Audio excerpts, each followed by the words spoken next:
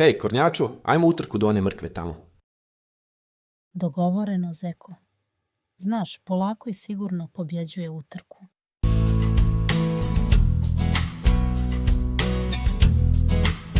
Vidjet ćemo, tko prvi do mrkve, njegov je.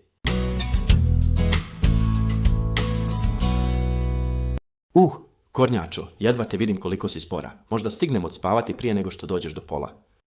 Požuriti, ja ću svojim tempom.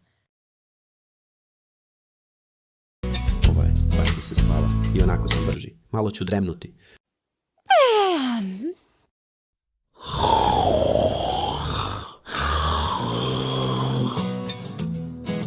Još malo pa ću do mrkve.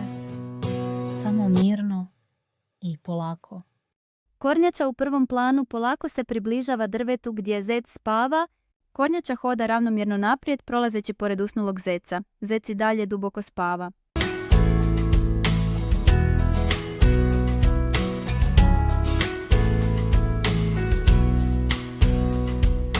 Koliko sam dugo spavao? Gdje je kornjača? O ne. Stigla sam prva. Stigla sam prva. Kako si ti pobjedila? Ja sam bio munja, a ti puš. Strpljen, spašen, zeko. Ponekad je upornost važnija od brzine. Znaš što, ukusnija je kad je dijelimo. Tako je, prijatelju.